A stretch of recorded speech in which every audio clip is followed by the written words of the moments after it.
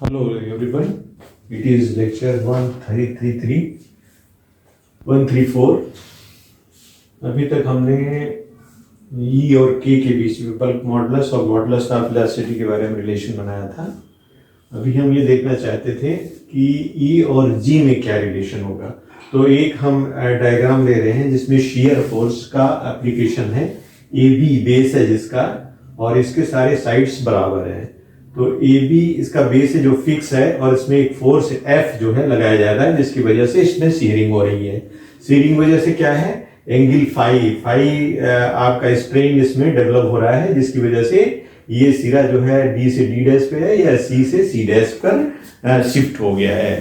तो यहाँ पर देखेंगे कि हम जो इलास्टिक स्ट्रेन है वो कितना हो रहा है। जैसे मान लीजिए ए सी डायगोनल आप देखो, तो डायगोनल में ए सी क्या है, ए सी की जगह ए सी डैश आ गया, इसलिए इस डायगोनल में जो आपका स्ट्रेन है, इलास्टिक स्ट्रेन है या लॉन्गिट्यूडनल स्ट्रेन, वो क्या होगा, ई ए सी।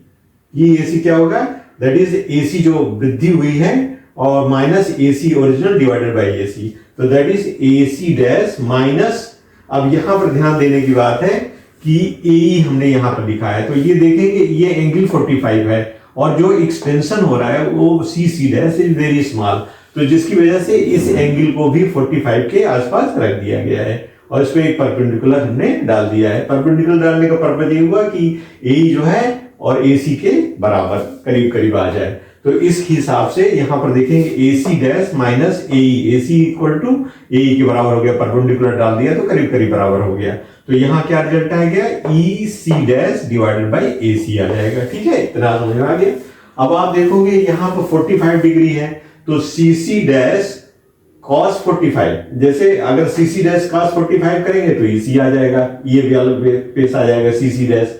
अगर यहाँ पे आप देखोगे तो ये 90 डिग्री हो गया, तो ये अगर ये आपको इसके अलॉन्ग देखेंगे तो ई सी डैश क्या हो जाएगा, E C dash is nothing C C dash cos 45, तो C C dash divided by √2 हो जाएगा। दिस इक्वेशन नंबर 2 हो जाएगा।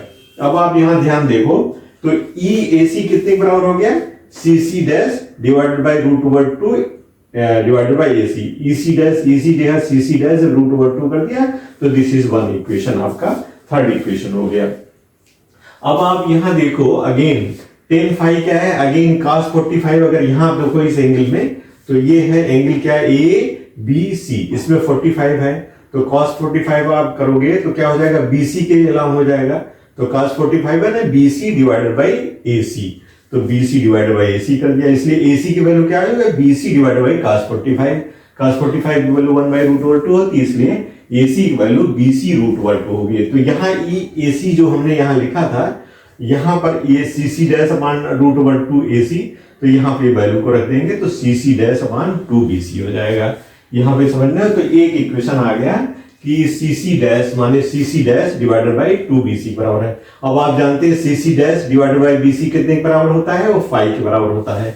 तो ये क्या हो गया, आप जानते हैं tan phi equal to Q by G या CC डाई बाई BC हो जाएगा। ठीक है ना, तो ये जो वैल्यू है आपकी, ये आपकी वैल्यू EAC किसके बराबर हो गई, Q डिवाइडेड बाई 2G के बराबर हो जाएगी। क्यों, क्योंकि ये हमारा वैल्यू क्या है, Q बाई G के बराबर है, CC डाई BC, तो ये EAC Q बाई 2G के बराबर हो जाएगी। अब आप दोबारा देखो, इसमें स्ट्रेन का कंसेप्ट समझने की कोशिश करें। Again EAC strain in AC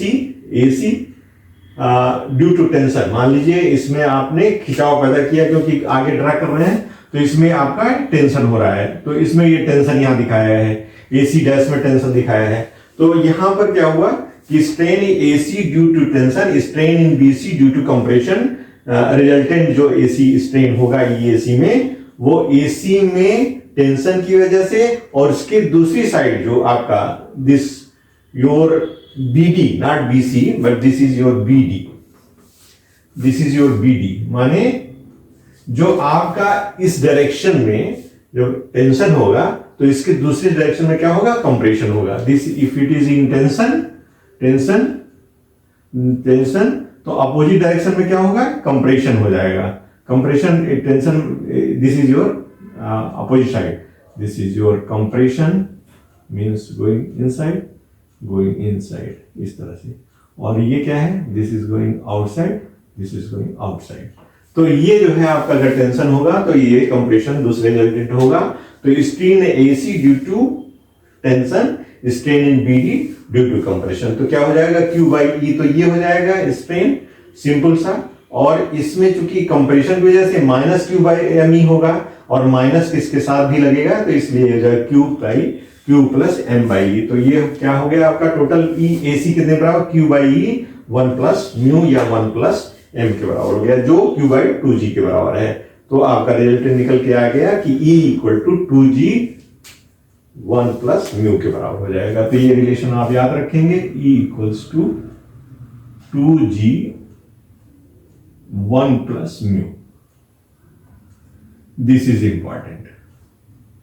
एक रिलेशन हमने वो बताया था आपको, दिस के के बारे में हमारा रिलेशन था 3K हम लोग निकाले थे, that is E equal to 3K, E equal to 3K 1 minus 2 mu, इस तरह से था। This was 3K 1 minus 2 mu के बराबर था। तो ये दो रिलेशन हम लोग याद रखेंगे, 1 और 2। इन दोनों के रिलेशन के साथ आप E, K और G में भी रिलेशन को डेवलप कर सकते हैं। तो ये महत्वपूर्ण है कि जनरली क्या है कि स्ट्रेन के साथ इस तरह से हमारा किस तरह हो रहा है, कंप्रेशन के साथ ये वाला पॉइंट आ रहा है, तो इन दोनों को कोरिलेट करके ये रिजल्ट हमारा निकल आएगा। तो इसको हम आगे न्यूमेरिकल में यूज करेंगे। तो thank you for attending class. Next class में हम लोग इसके न्यूमेरिकल्स करेंगे। Thank you very much.